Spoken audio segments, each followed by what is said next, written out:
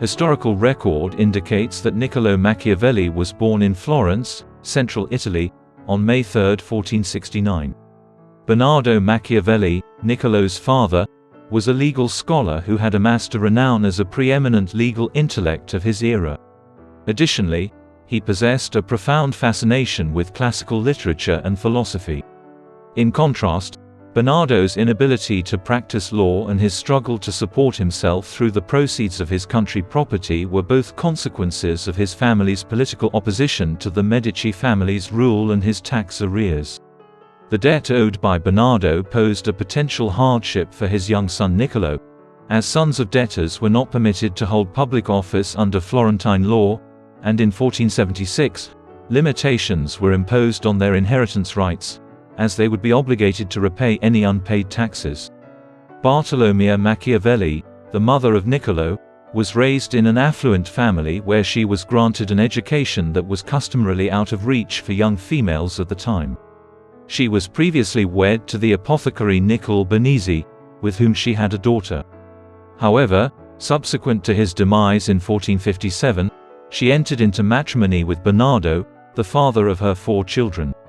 She engaged in business endeavors independently, despite the existence of restrictions on the types of economic and commercial activities in which women were permitted to partake. In her spare time, she enjoyed reading and writing and listening to music. Young Machiavelli was born in a spacious residence situated on the southern bank of the river Arno, which was occasionally referred to as the Palazzo Machiavelli. The estate was partitioned among 4 branches of the family and accommodated an estimated 30 individuals. The Machiavelli were an ancient and prestigious family residing in Florence, which amassed and maintained a fortune as merchants, financiers, and attorneys, despite these cramped conditions. Niccolò would continue the tradition of his family by enrolling in scholarly programs in Florence.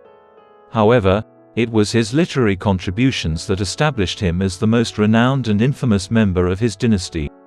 Notwithstanding the eminent intellectual reputation and familial standing of Niccolò Machiavelli, his initial outlook appeared bleak, notwithstanding the fact that his birthplace of Florence was undergoing a period of artistic and intellectual zenith. Florence was one of several autonomous city-states situated in northern Italy throughout the Middle Ages. By the 15th century, it had risen to prominence as one of the most prosperous. While Florentine politics maintained certain republican principles, they were predominantly controlled by the affluent Medici family, who had amassed considerable fortunes through banking. Despite not occupying any official political positions, the Medici exerted control over the city's political institutions through their wealth and sway, including the Signoria, the supreme executive body comprised of 9 members and presided over by the Gonfaloniere di Giustizia, or standard-bearer of justice.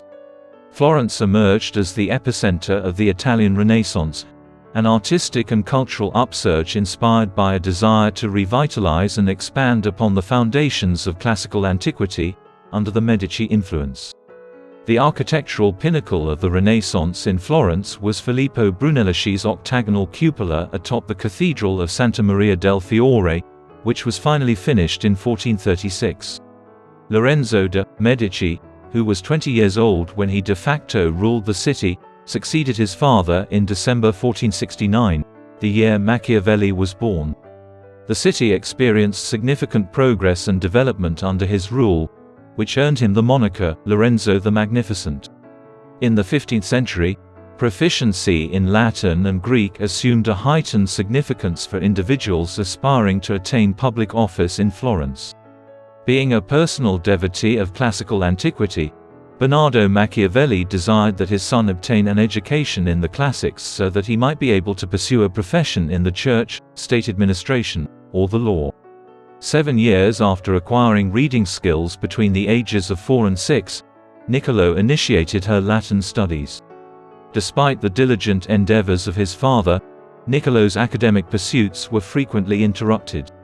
In 1478, following a failed plot to overthrow the Medici, Florence and the Pope, who governed a vast territory in central Italy, went to war. Bernardo, whose farms south of the city were severely damaged by the conflict, decided to reduce expenses by sending Niccolò to Benedetto Riccardini, who was already instructing a distant cousin, in order to save money. Early in 1479, when Florence was besieged by the bubonic plague, Bernardo made the decision to dispatch Niccolò to reside with relatives in the countryside while maintaining his residence in the city. Bernardo contracted the epidemic during the summer but managed to recover in time to devote his attention to his son Niccolò's education. In January 1480, Niccolò was assigned to Piero Maria Caladri, a distinguished instructor, to study arithmetic. Following a 2-year period dedicated to arithmetic, Niccolò and his younger sibling Toto were assigned to Paolo Sassi, a priest and grammar instructor, by Bernardo Machiavelli in November 1481. Sassi instructed Niccolò in the realm of classical literature, which encompassed the writings of the esteemed Cicero, Virgil, and Livy. Niccolò was instructed in the manner of Cicero's style of letter translation from Italian to Latin subsequent to her accomplishments of reading and comprehending the rhetorical and literary techniques employed. The letters Niccolò was tasked with translating were specifically crafted to mirror practical situations he might encounter in his future profession, given that this curriculum was intended to equip students for vocations in the law or government service. In contrast, the classical texts Niccolò studied frequently incorporated dialogues concerning virtue and morality, which were integral components of Florence's civic culture. Between the ages of 16 and 18, Machiavelli attended university, where he heard lectures by the preeminent academicians of the time on the most influential classical texts, subsequent to his studies with Sassi. Machiavelli endeavored to obtain favor with the Medici by utilizing the literary skills he had acquired during his studies. 3 sons survived Lorenzo the Magnificent after his death in 1492: Piero, Giovanni, and Giuliano. A number of verses praising Giuliano were composed by Machiavelli. However, Piero de' Medici, the eldest son of Lorenzo and his successor, demonstrated himself to be a feeble political leader. In the summer of 1494, when King Charles VIII of France invaded Italy to assert his claim to the Kingdom of Naples in southern Italy, Piero de' Medici capitulated without consulting the Signoria. The indignant Florentines deposed Piero but encountered difficulties in establishing a fresh government, which allowed the priest Girolamo Savonarola to assume political authority with the backing of the general populace. Savonarola, a moralistic preacher seated in the cathedral, criticized the Medici's opulence and asserted that the French invasion was a divine retribution for the city's transgressions. Under his influence, extravagant possessions including books of poetry, jewelry, paintings, and musical instruments were incinerated in the bonfires of vanities. Niccolò's attempts to curry favor with the Medici, despite having been a member of the Machiavelli family's opposition to the Medici, posed a threat to the aforementioned family. Conversely, Niccolò and his brother Toto were left in abject poverty, as their father Bernardo's income remained meager and his mother Bartolomea had passed away in 1496. Amidst this period, Machiavelli labored on a Tuscan dialect translation of the Roman satirist Terence's Andria. In lieu of a literal translation of the Latin original, Machiavelli subtly criticized Savonarola and interspersed the text with his own vulgar humor and allusions. Machiavelli encountered Marcello Adriani, who had been appointed professor of rhetoric and poetry at the university in 1494, around this time. Savonarola advocated against studying the classics of pagan Rome and Greece as a sin, whereas Adriani emphasized the value of ancient wisdom in illuminating modern society and urged his pupils to employ rhetoric in support of republican liberty. As Charles VIII withdrew from Italian affairs and signed a treaty with the League of Venice, headed by the Pope, Savonarola's influence in Florence started to decline in 1497. Due to his reliance on the French alliance, the Florentine cleric found himself vulnerable to assaults from the papacy and its League allies. In response to Florence's assurances that Savonarola's cessation of proselytizing would not affect the city, his political adversaries mobilized opposition against him. The Signoria encountered considerable difficulty in managing the ensuing political unrest, and the demise of revered Chancellor Bartolomeo Scala added to the escalation of tensions. The Florentines were resolute in their intention to select a candidate of compromise who maintained no ties to Savonarola or the Medici. Machiavelli capitalized on his absence of political affiliations by securing the candidature for the office of Second Chancellor in February 1498. This position oversaw the city's relations with subject cities and domestic affairs. His mentor and friend Marcello Adriani was elected to the first chancellorship despite his failure. Pope Alexander VI issued a papal interdict against the city of Florence due to the Signoria's refusal to muzzle Savonarola, as political tensions in Florence continued to escalate. In an effort to prevent the wrath of the Church from besieging their city on May 23, the Florentines apprehended Savonarola, executed him along with 2 of his associates, and retaliated severely against his political supporters. Following the removal of the incumbent second chancellor from his positions, the Signoria sought a successor. Niccolò Machiavelli, who was 29 years old at the time, assumed the role of second chancellor on June 19, 1498.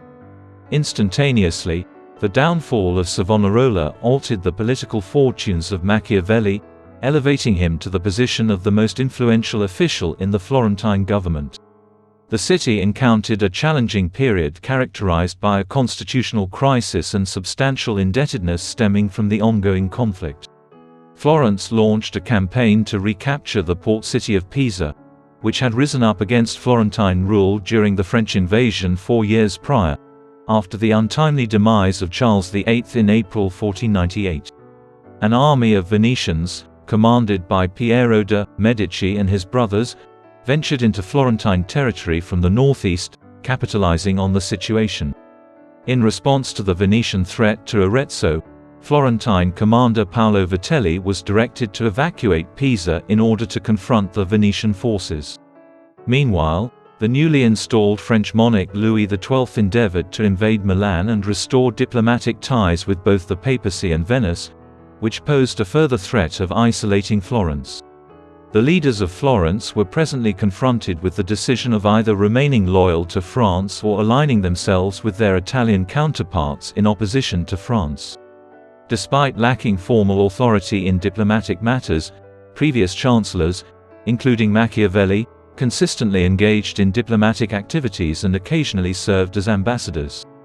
Machiavelli was appointed to a diplomatic mission in March 1499 with the objective of engaging in negotiations with a mercenary commander who declined to engage in combat. By effectively carrying out his instructions, he demonstrated Florence's unyielding determination. In the interim, Florence and Pisa rejected a peace proposal from Venice in April, which indicated that the Venetians intended to withdraw from the conflict and shift their attention to prospective hostilities against the Ottoman Empire in the east. This prompted the Florentines to resume their offensive against Pisa, and Machiavelli synthesized the views of Florence's generals in a report concluding that a direct assault was the only viable strategy for capturing the city.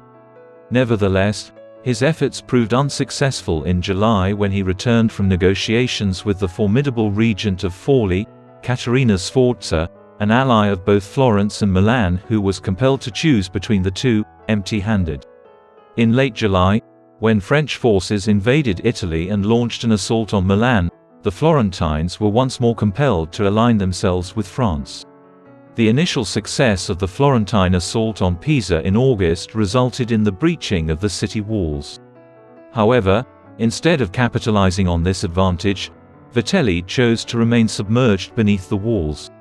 Meanwhile, a malaria epidemic undermined the Florentine army, providing the Pisans with an opportunity to recuperate.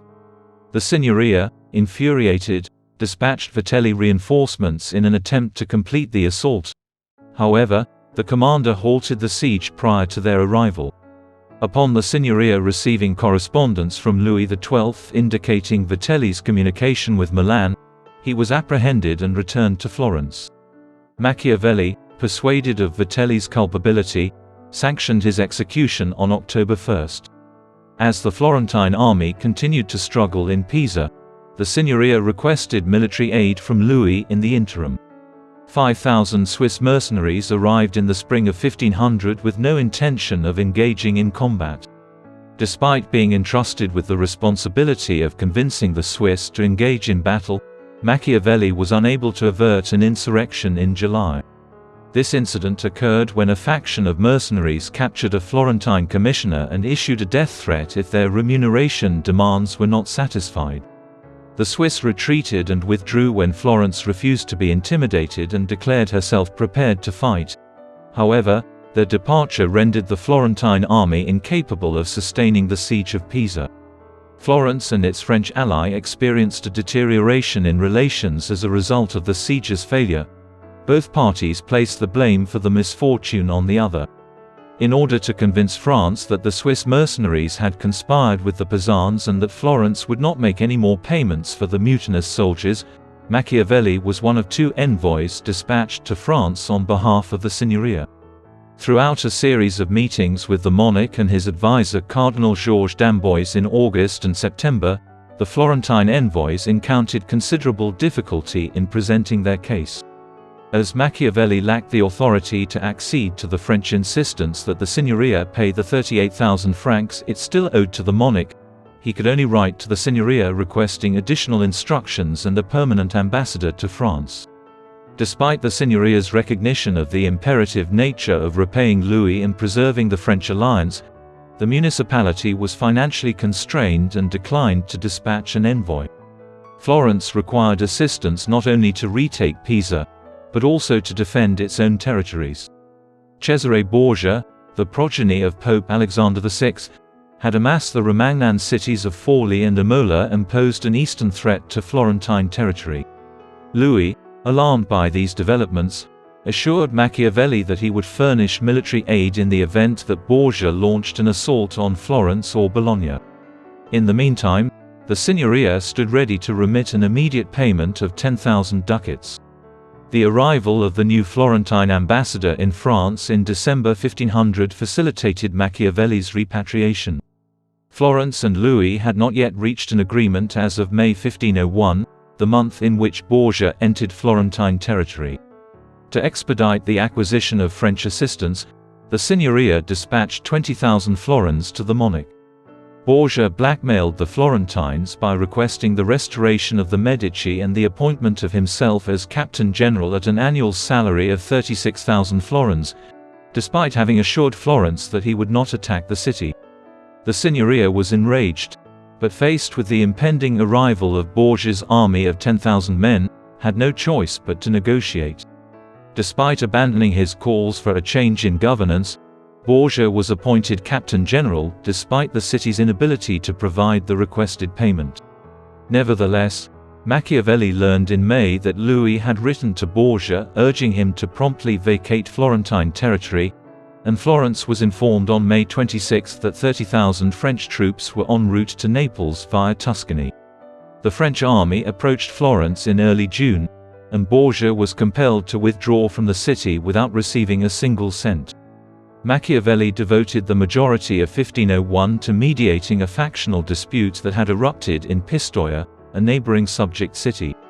Throughout the majority of the year, Machiavelli and the Florentine delegates encountered considerable setbacks. However, by the conclusion of August, both factions were engaged in peace negotiations in which Florence did not play a significant role. In October, out of concern that both factions would unify and turn against Florence, the Signoria dispatched Machiavelli to the city to collect intelligence. Factional strife resumed within days, and on October 18, Machiavelli was designated Assistant Commissioner General with the dual responsibility of safeguarding the peace accord and preserving Pistoia's subject status.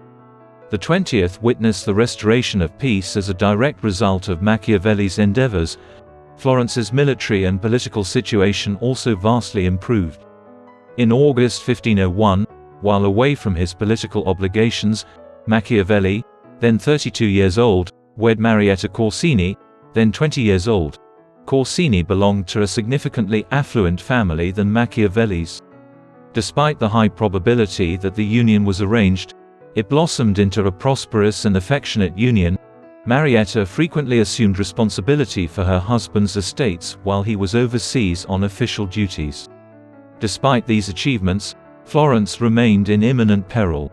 Borgia returned north after aiding King Louis in the conquest of Naples, intent on expanding his new Duchy of Romagna and requiring Florence to honor the agreement it had signed in May.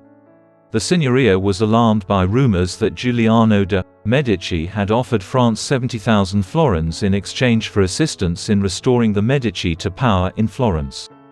In April 1502, the Signoria reached an agreement with Louis to exchange 150,000 ducats for French protection. With renewed determination, the Florentines intensified their assaults on Pisa. However, they were disheartened to learn that the city of Arezzo had fallen into the hands of Vitellozzo Vitelli, the mercenary commander whose brother the Florentines had executed a few years prior. Piero de' Medici arrived in Arezzo later in June, where he was greeted with great enthusiasm. The Signoria, apprehensive of the Medici's return, appointed Machiavelli to aid Francesco Soderini in direct negotiations with Borgia. Commencing in late June, the diplomatic discussions with Borgia in Urbino commenced adversely, as the Duke of Romagna issued a threat to reinstate the Medici and prompted Florence to reflect on its political and military fragility. While Borgia rejected the idea that Louis would provide assistance to Florence, by early July, Louis had already deployed an army to Italy with the purpose of safeguarding the city against Borgia. Despite the desperation with which Borgia had modified his terms, the Florentines retained sufficient assurance to terminate the negotiations. Despite obtaining French assistance to outmaneuver Borgia on this particular occasion, Florence prevailed. However, Machiavelli cautioned the authorities against underestimating the Duke of Romagna. As a result of the crisis in Arezzo, the Florentines revised the constitution in an effort to ensure increased political continuity. Although the Gonfaloniere di Giustizia was Florence's most notable political figure, his term was limited to 2 months, just like the other members of the Signoria. The Great Council consented to a Gonfaloniere for life at the end of August and appointed the seasoned diplomat Piero Soderini to the position. The appointment was a favorable indication given that he was the sibling of Francesco Soderini, an acquaintance of Machiavelli's during their mission to Borgia. Borgia, meanwhile, had been in Milan mending his ties with King Louis. At the beginning of 1502, he had regained the king's favor and received his approval to attack Bologna. He had placed the blame for the atrocities against Florence on Vitelli and his fellow mercenaries on Borgia. Vitelli and his fellow dissatisfied mercenaries, enraged by Borgia's behavior in Milan, devised a plot to incite unrest in Romagna and proposed an alliance with Florence. The Florentines perceived this strategy as a favorable circumstance to form a coalition with Borgia from a position of superiority. Therefore, Machiavelli was assigned to spearhead the expedition to Imola in early October. Borgia was eager to assist Florence recover Pisa and Arezzo, according to Machiavelli, but the Florentines were unable to reach an accord without first consulting Louis. The protracted nature of the negotiations enhanced Borgia's negotiating position when the insurgent mercenaries and the Bolognese allies suggested he forego his endeavors towards Bologna in favor of an assault on Florence. Borgia had already begun negotiations with the mercenaries and Bologna by the time Machiavelli was granted the authority to do so at the end of October. In his response to Florence, he advised his political superiors to immediately strike a deal. Despite the agreement lasting only until early December, Machiavelli recognized Florence's missed opportunity and advised her to return to her place of origin. In lieu of having his request granted, he was ordered to accompany Borgia on his campaign as he departed Imola on December 10 to meet with the re-employed mercenary captains. Machiavelli was apprehensive that Borgia might at any moment turn his army against Florence, despite the fact that he was relieved to learn that Borgia had decided against attacking Florentine territory. Upon re-establishing his dominion over the Romagna, Borgia apprehended the rebellious mercenary commanders at the end of December and subsequently executed them in the days that followed. In January 1503, This display of power ultimately persuaded the Signoria to dispatch a special envoy to Romagna, thereby facilitating Machiavelli's repatriation. Despite the lack of success in his negotiations with Borgia, Machiavelli, who had gained considerable diplomatic experience by that time, managed to maintain the backing of the city's most influential political figures. This enabled him to return to office as second chancellor with relative ease. Soderini almost immediately requested his assistance in composing a speech to convince the Florentine people to accept new taxes in order to fund an increase in military expenditures upon his return. In order to negotiate more effectively with powerful men such as King Louis and Cesare Borgia, Machiavelli argued eloquently that Florence needed to strengthen its military capabilities. Furthermore, historical evidence demonstrated that political tides could turn rapidly, so the city needed to be ready to confront any potential threats. The speech delivered by Soderini on March 28 was met with favorable reception, leading to Machiavelli establishing himself as a dependable advisor to the Gonfaloniere. The Borgias and France had reached a stalemate in their relations by April 1503, to the extent that war seemed inevitable. Pope Alexander endeavored to establish an anti-French alliance and initiated communication with Florence, extending an offer to acknowledge the boundary separating Florence and the Duchy of Romagna. However, Florence, cognizant of the impending arrival of a French army in Tuscany, remained steadfast in its support for France. Machiavelli cautioned his superiors against underestimating Borgia after observing him closely. In August, he composed a report detailing Borgia's adept handling of the rebellion led by his mercenary captains, as well as his strategic maneuver to ensnare Vitelli and his companions. Simultaneously, Machiavelli was composing a report that provided guidance on Florence's course of action in the event that Arezzo were to re-emerge and align himself with Borgia's cause. He argued that intransigent cities ought to be met with either benevolence or severe punishment, invoking insights from Roman history. He further contended that Florence's approach of moderation had proven to be ineffectual. Machiavelli suggested a preemptive assault against Arezzo. However, his superiors expressed concern that such an action might incite the citizenry to align themselves with Borgia. Borgia's attention was diverted by the approach of a French army en route to Naples in the south. However, the French were unable to allocate any additional reinforcements for Florence. Pope Alexander VI passed away on August 18, potentially due to poisoning that occurred during a supper with one of his cardinals. Cesare, who had become ill during the same luncheon, traveled to Rome immediately in an effort to sway the election of a pope who would support his interests. The newly elected Pius III initially swore him into office, but upon his arrival in Rome, his adversaries stormed the streets and compelled him to seek refuge in the Castel Sant'Angelo. Pope Pius, who had been in office for less than a month, passed away on October 18 at the age of 64. In his steadfast support, Borgia advocated for Cardinal Giuliano della Rovere's candidature for the position of Church Captain General. Machiavelli was dispatched to Rome on October 31 to observe the papal conclave, during which della Rovere was unanimously elected and Sainism assumed the name Julius II.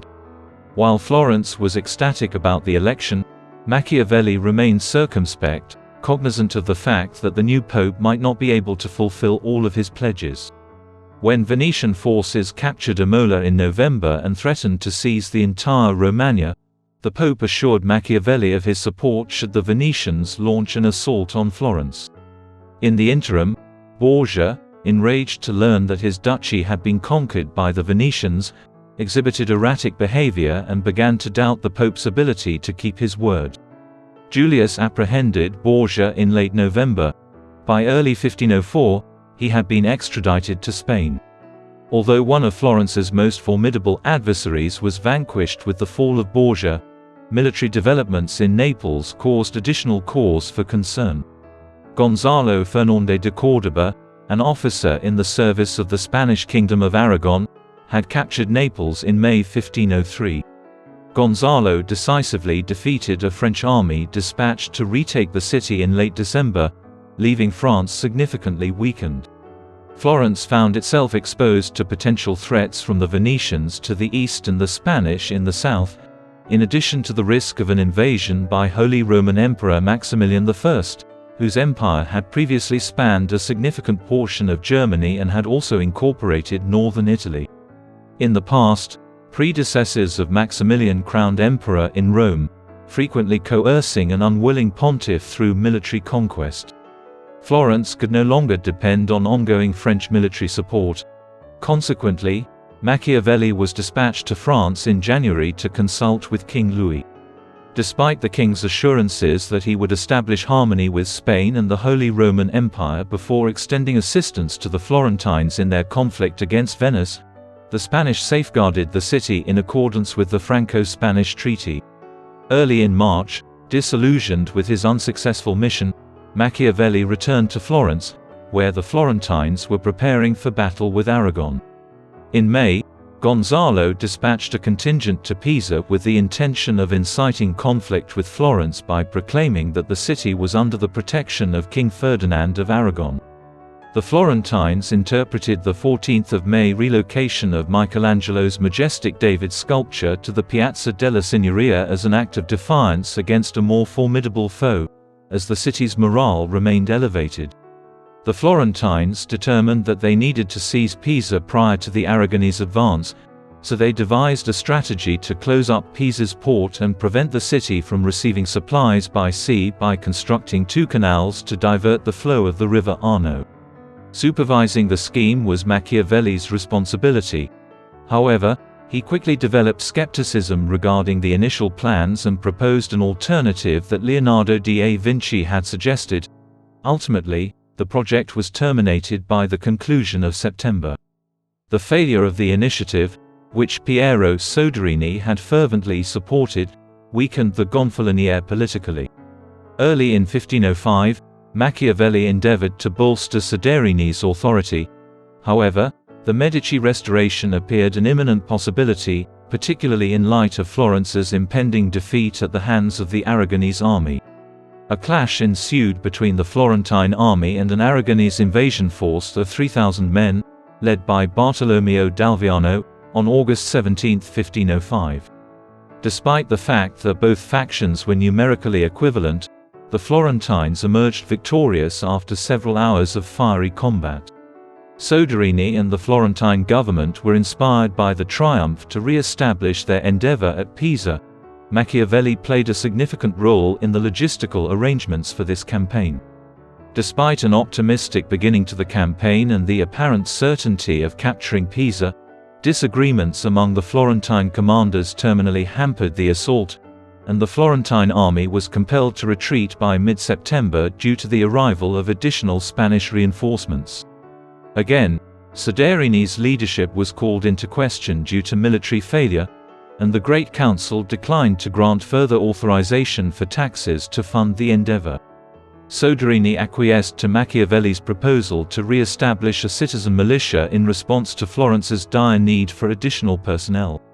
Machiavelli then began the process of recruiting men from the Tuscan countryside.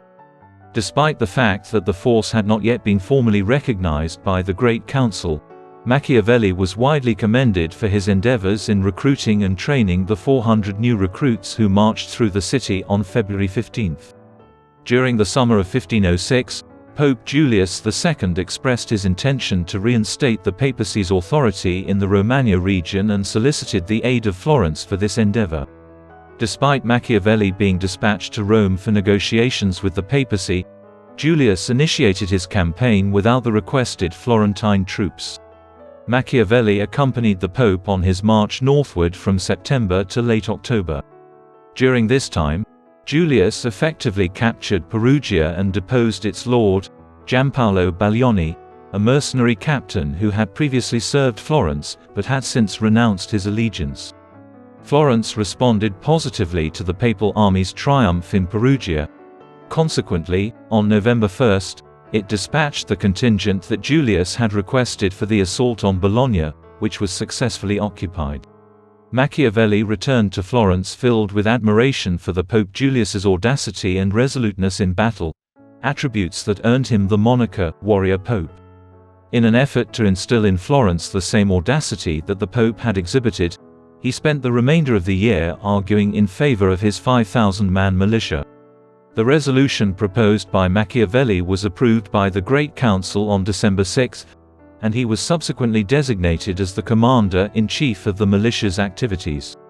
Despite his lack of military experience, Machiavelli spent the early months of 1507 organizing the militia, and within weeks, small detachments were already conducting raids in the Pisan countryside. Meanwhile, the diplomatic endeavors of the Florentine Empire to obtain assistance from France or Aragon regarding its conflict with Pisa were in vain. Due to the rumored preparations of Emperor Maximilian for another Italian campaign, Florence contemplated initiating communication with him. Machiavelli was dispatched to assist the Florentine ambassador Francesco Vettori in his negotiations with the emperor by December 1507. However, his arrival at the imperial court in Bolzano, Tyrol, did not occur until January of that same year. Due to Vettori's lack of experience and the challenges he encountered in communicating with Florence, the negotiations ultimately failed. Florence opposed the emperor's desire for monetary compensation, whereas the emperor declined Florence's request for military assistance against Pisa. In the interim, the emperor unexpectedly initiated hostilities against the Venetians, and despite a successful beginning, the imperial armies ultimately suffered a defeat. Maximilian ceased all military activity in Italy and withdrawn his forces from Venice in June 1508. As a result, he was unable to assist or threaten Florence.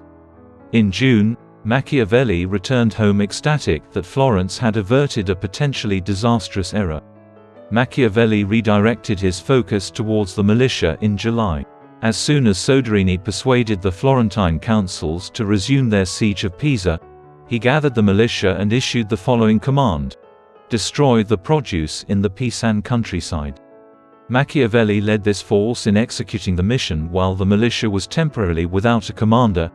By November, Pisa was running low on supplies. The Anti-Venetian League of Cambrai was established in December under the leadership of Pope Julius, Maximilian, Louis XII, and Ferdinand of Aragon. Florence quickly reached a settlement with France and Aragon, wherein each promised 50,000 florins in exchange for assistance against Pisa. During the initial weeks of 1509, Machiavelli traversed the camps of the besieging Florentine army in order to resupply them. The Pisans presented their surrender offer on May 20. Machiavelli led the militia as the Florentine authorities seized control of Pisa on June 8, 1509, following a 15-year conflict. The triumph in Pisa fortified Soderini's standing in Florence, whereas a campaign to restore the Medici to power gradually eroded the Gonfaloniers' position. Following Piero's demise in 1503, Cardinal Giovanni de' Medici assumed the position of familial patriarch. In the interim, the League of Cambrai had defeated Venice on multiple occasions during the spring of 1509. However, the Venetians began to respond by the summer of that year. As Maximilian and Louis debated the distribution of spoils in northern Italy, the pontiff contemplated the possibility of withdrawing from the alliance. After attaining his goals in the Romagna, he developed a similar apprehension towards a formidable French presence in northern Italy as he did towards the Venetians. The treaty between Venice and the pontiff was signed in February 1510. Had Julius decided to withdraw from the alliance, Florence would face severe repercussions, particularly considering his conversion to the Medici cause. Machiavelli was dispatched to France in June with the mission of convincing Louis to preserve his alliance with Maximilian and to prevent an open rupture with the Pope. However, Louis insisted that Florence furnish military assistance to the Pope. However, Machiavelli persuaded him that maintaining Florence's neutrality would benefit France and prevent any potential provocation from the pontiff.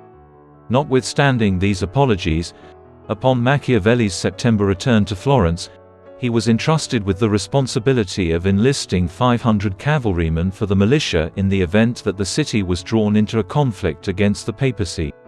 However, the tide of battle shifted in favor of France over the winter, providing Florence with a brief period of tranquility.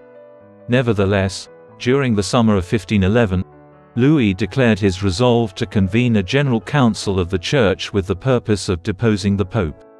He aimed to organize the assembly in Pisa, and notwithstanding Machiavelli's attempts to dissuade him, the king insisted that the plan would proceed.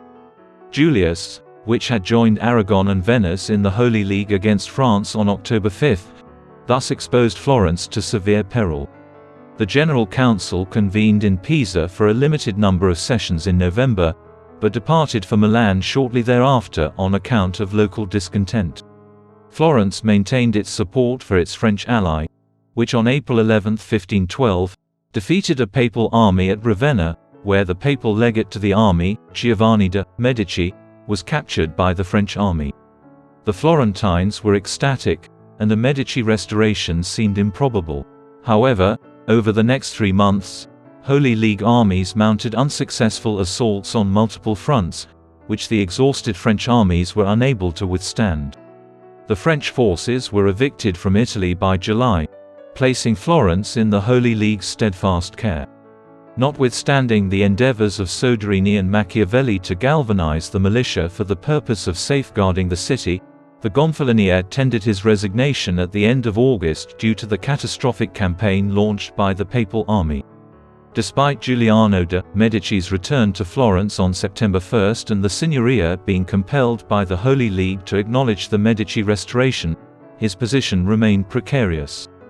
In an effort to attain consensus, Giuliano collaborated with moderates and Soderini's supporters.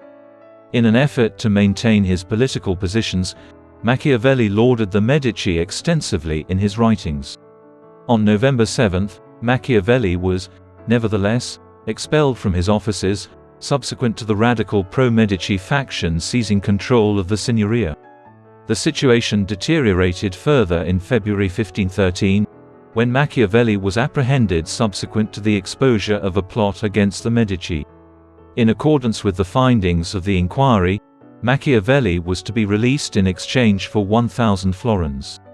However, prior to obtaining the necessary funds, Cardinal Giovanni de' Medici assumed the name Leo X and succeeded Pope Julius as Pope on February 21. With the Medici no longer under threat in Florence, Giuliano declared a general amnesty, which granted Machiavelli his release on March 11.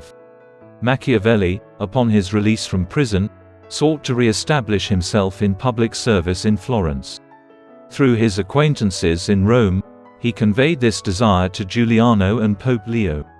He decided to relocate his family to one of his properties in the countryside south of Florence after these endeavors were in vain.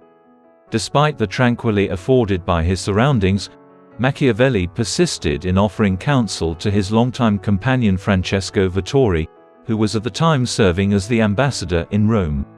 As the two men conversed, the Holy League began to disintegrate due to the dynamic diplomatic climate, which was precipitated by the betrayal of Venice by Maximilian and the late Julius II. In the interim, Ferdinand of Aragon and Louis XII reached a truce, which afforded the French monarch the chance to recapture Milan.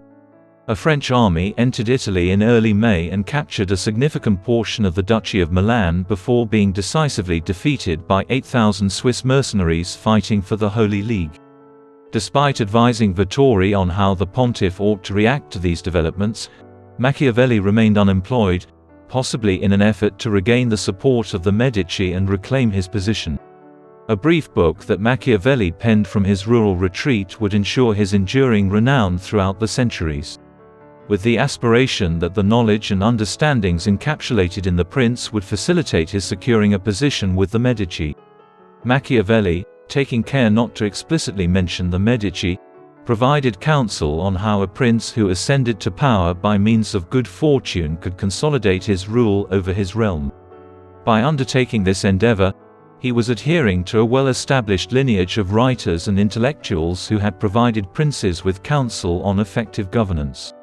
Virtue was posited as the most effective means for a prince to retain power by classical and Christian writers. However, Machiavelli contested these idealistic concepts and argued that princes who endeavored to be virtuous inherently encountered adversity at the hands of both internal and external adversaries. Conversely, He maintained that princes ought to exude audacity and boldness, frequently referencing Cesare Borgia as a paradigmatic figure who embodied this quality. Instead of virtue, princes ought to be motivated by grandeur and honor in order to maintain their position. Drawing from his personal experiences serving the Florentine government throughout the ongoing wars, Machiavelli posited that a sovereign should possess a citizen militia rather than relying on mercenaries or unreliable allies in order to counter external threats. In regard to surmounting the factional politics that had long beset Florence and preserving internal order, he posited that a prince ought to be feared rather than adored. This conviction played a significant role in establishing his standing as a philosopher who rationalized malevolence. Machiavelli aspired to provide Giuliano de' Medici, who resided primarily in Rome and delegated Florentine affairs to his nephew Lorenzo, who was the progeny of Piero, with a copy of The Prince. In January 1514, Machiavelli dispatched an early, unfinished draft to Vittori, who was promptly impressed. Over the subsequent months, Machiavelli labored to refine the work, imparting more potent indications that a sagacious sovereign ought to appoint competent and experienced public servants such as himself. In addition to engaging in political discourse, Machiavelli and Vittori made time to recount anecdotes regarding their romantic involvements. Despite having 3 children of his own and his wife anticipating the birth of their 4th, Machiavelli persisted in serving his darkest desires not only with women but also with young boys. This was one of the darker practices from classical antiquity that Renaissance men adopted. In June 1514, Machiavelli was provided with some solace through these endeavors subsequent to receiving word from Vittori that the Medici maintained their unfavorable disposition towards him and would not greet him or his book in Rome. In December, as Machiavelli prepared for an extended period of political exile, Cardinal Giulio de' Medici, the Pope's cousin, wrote to Vittori on his behalf, requesting counsel on whether the Pope ought to form an alliance with Spain and the Holy Roman Empire or with France. Machiavelli advocated for a French alliance, asserting that Louis would triumph irrespective of the Pope's support. However, he cautioned that should the Pope support an unsuitable candidate, Louis might attempt to depose him. Vittori wrote by the end of December that the letter had been positively received by the pontiff and that the Medici had acknowledged Machiavelli's abilities, despite the absence of an employment offer. Upon the demise of Louis on January 1, 1515, Francis I, his cousin and successor, embarked on an offensive to reclaim Milan at the start of July. The Pope initiated discussions with France. However, Francis declined to acknowledge papal authority over the cities of Parma, Reggio, Modena, and Piacenza. Consequently, the Pope aligned himself with the anti-French League. The French army encountered a Swiss force at Marignano on September 13 and was on the verge of defeat until their Venetian allies miraculously arrived and secured victory. This allowed Francis to recapture Milan a few weeks later. The monarch, leveraging his advantageous position, entered into a truce with the Pope, in which he agreed to safeguard the Papal States and Florence in exchange for Parma and Piacenza. Lorenzo de' Piero de' Medici, who had assumed command of the Florentine militia in July, sought Machiavelli's counsel. Lorenzo had been designated Captain General of the Papal Army in lieu of his ailing uncle Giuliano prior to Machiavelli forwarding his instructions. Following the resolution between Francis and Leo, Machiavelli endeavored to gain Lorenzo's favor by rededicating the prince to him in January 1516. However, Lorenzo had recently acquired a pair of hunting dogs at the time he delivered his treatise to the Palazzo Medici. Consequently, he paid little heed to Machiavelli's book. An enraged Machiavelli swore he would never associate with the Medici again. On the contrary, he eagerly anticipated the downfall. Upon the realization that his political career had come to an end, Machiavelli became a member of the Orti Oricellari, a secluded garden frequented by a group of Florentine intellectuals and writers. Machiavelli commenced a lengthy poem titled The Ass, in which the narrator recounts his sojourn on the island of the enchantress Circe from Homer's Odyssey. While on this island, he encounters the various creatures that men who had arrived on her island had been transformed into by Circe. Machiavelli's use of diversions pertaining to Florentine politics is evident in his treatment of the narrator's metamorphosis into an ass, which symbolizes the author's estrangement from his former political sphere and the political elite of Florence. Notwithstanding these intentions, Machiavelli's literary production could invariably be interpreted as a critique of Florentine politics, irrespective of genre. A 5-act comedy titled Mandragola, written during this time, follows the exploits of a young Florentine named Callimarco as he attempts to seduce Lucrezia, an attractive married woman without children. Callimarco, posing as a physician, offers to assist the couple in conceiving using a mandrake root-based potion, but warns them that whoever Lucrezia lies with first will perish. Lucrezia compromises her initial opposition and consents to have sexual relations with another man. Callimarco ditches his doctor's disguise and agrees to be kidnapped in order to complete the mission. However, Lucrezia proposes to him even after he discloses his true identity. Her ecstatic husband is so appreciative of Callimarco's alleged sacrifice that he hands over the keys to his home. The Mandragola served as a satirical critique of Florentine morality and could also be interpreted as an allegory suggesting that Florence's union with the Medici was infertile and that any effort to regain her independence was justifiable, even if it required deceit. Machiavelli delighted in the dialogues he held with his companions at the Orti Oracellari. He quickly arrived at the conclusion that the Florentine society's profound corruption stemmed from its failure to assimilate the teachings of antiquity. Initially conceived as a commentary on historian Livy's history of Rome, the Discourses on Titus Livius also sought to establish a set of guiding principles for the exercise of political authority. Although Machiavelli maintained a realist perspective on politics rather than an idealistic one, his objective was no longer to gain favor with the Medici. Machiavelli reaches the conclusion in the Discourses that cities and states have attained grandeur exclusively during periods of liberty. Once they were subjected to tyranny, their fortunes promptly commenced to deteriorate. Machiavelli defined liberty as encompassing not only the absence of oppression, but also the capacity for all citizens to partake in equal political rights and a willingness to prioritize the collective welfare over personal interests. Machiavelli's conception of this civic duty, which mirrored his earlier notions in The Prince, excluded any moral considerations. Machiavelli argued that states must eradicate social classes, strictly enforce the law, institute a state religion, and be governed by virtuous individuals in order to ensure liberty. Machiavelli lamented at the conclusion of the book that Florence was devoid of the virtuous leader that would have been quest to eradicate factionalism and corruption, but expressed optimism that one would emerge in the near future. Following the conclusion of the Discourses, Machiavelli was unexpectedly granted the chance to re-enter public office on May 15, 1519, when Lorenzo de' Medici succumbed to his illness at the age of 26. Cardinal Giulio de' Medici, the Pope's cousin, was appointed interim ruler of Florence by the Pope. In an effort to mend the factions that existed within the city, the cardinal implemented constitutional reforms and encouraged greater political engagement.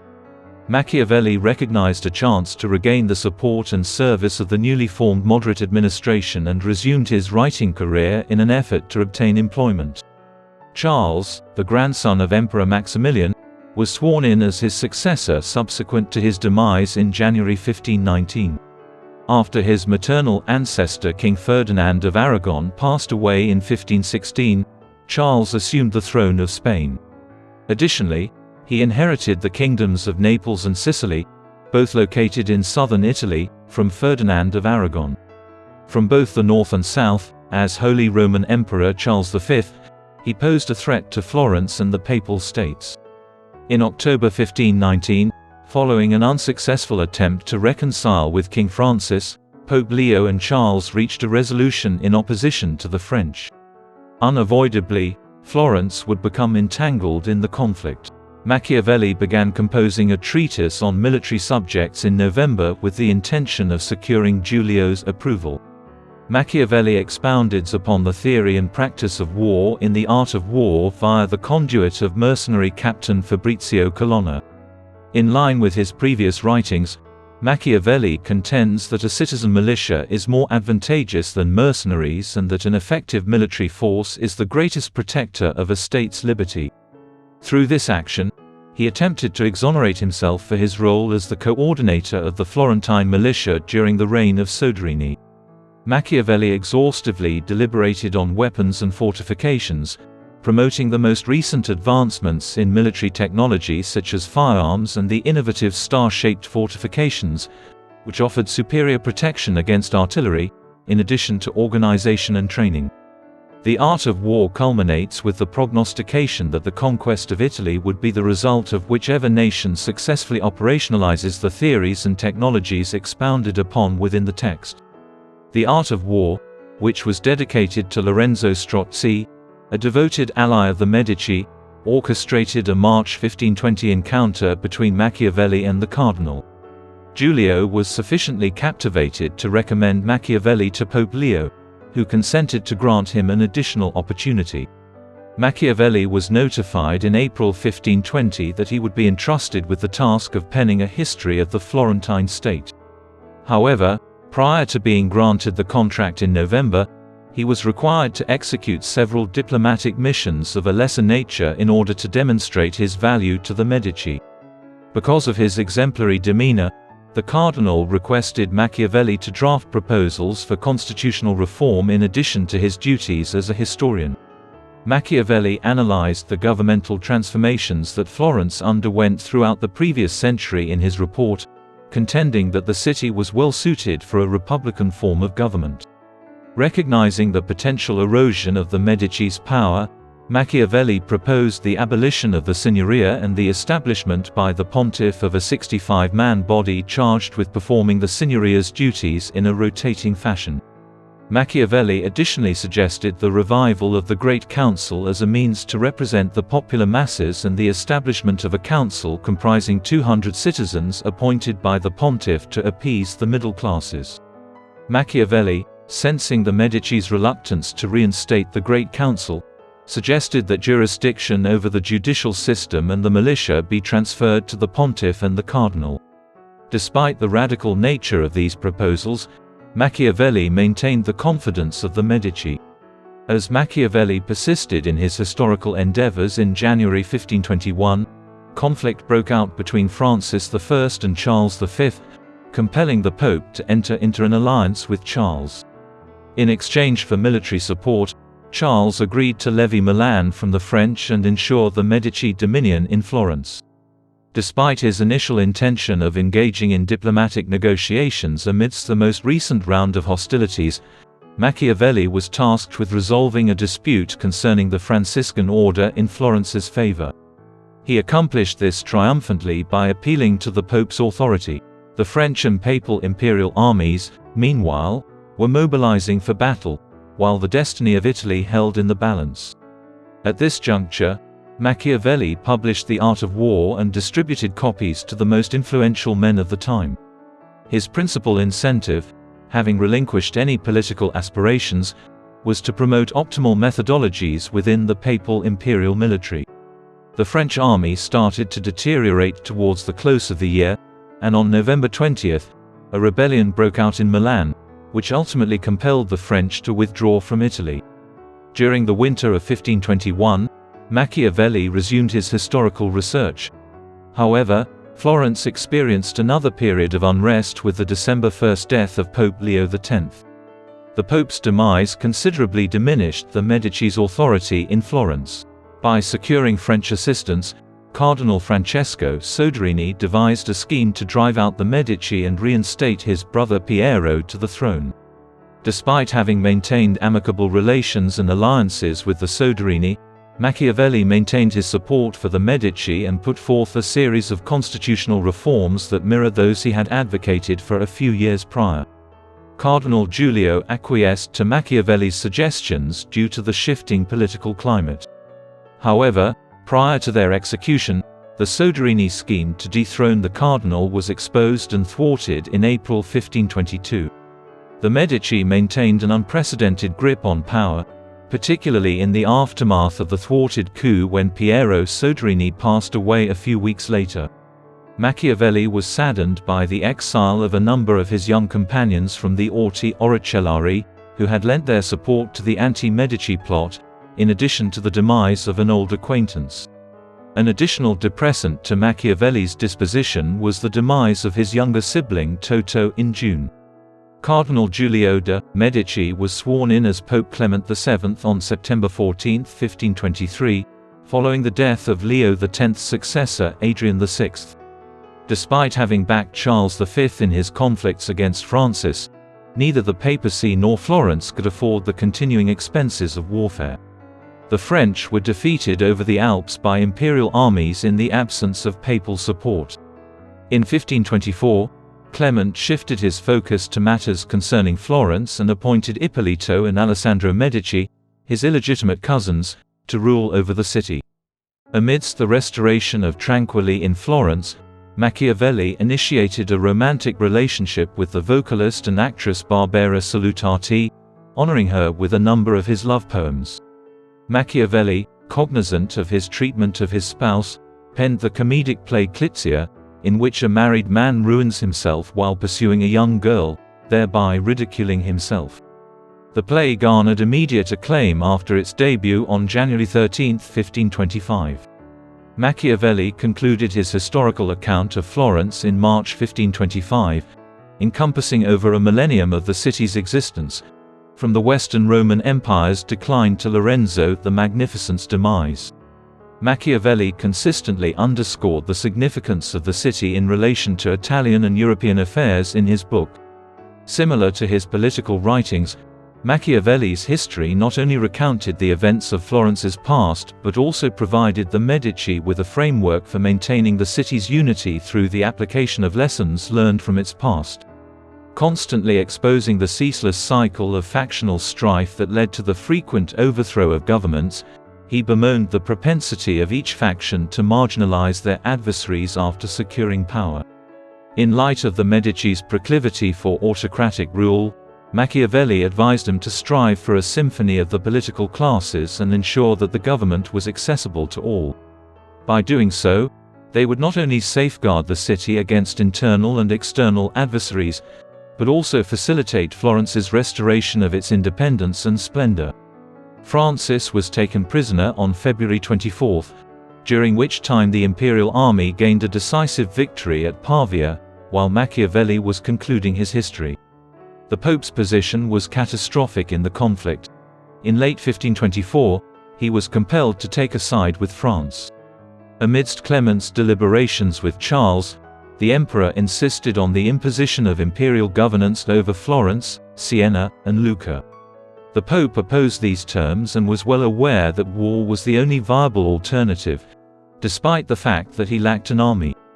In May, alongside his historical presentation to the pontiff, Machiavelli put forth a proposition advocating for the formation of a citizen militia in the Romagna with the purpose of safeguarding against the imperial army. Machiavelli was informed upon his arrival in the Romagna that despite Clement's support, the scheme was impracticable. Francis renounced his claims on Milan and Naples and signed a treaty with Spain and France in January 1526. However, upon his release from prison in January 1526, he repudiated the treaty and began preparing for war. The Pope harbored concerns that Charles might advance towards Rome, and Florence obstructed his path. Machiavelli assessed the city's fortifications and concluded that they required reinforcements to endure the assaults of contemporary artillery. April saw the summoning of Machiavelli to Rome, where he was tasked with directing the fortifications of the city. The Anti-Imperial League of Cognac was established on May 22, comprising the papacy, France, Venice, and Florence. The League's armies, led by Francesco della Rovere, had advanced to the periphery of Milan by the conclusion of June. Machiavelli occupied himself in May and June supervising the restoration of Florence's fortifications. However, he was dispatched to the League's army in early July. Clement was compelled to flee to the Castel Sant'Angelo in September, when Machiavelli learned from Rome that the formidable Colonna family had amassed an army to oppose the Pope, whereas Della Rovere hesitated to launch an assault on Milan. Subsequently, the situation deteriorated further, as in November an imperial army comprising 16,000 German Landsknechts stormed through northern Italy, seemingly en route to Tuscany. A delegation headed to the League's headquarters in February 1527 tasked Machiavelli with determining whether or not its armies would defend Florence.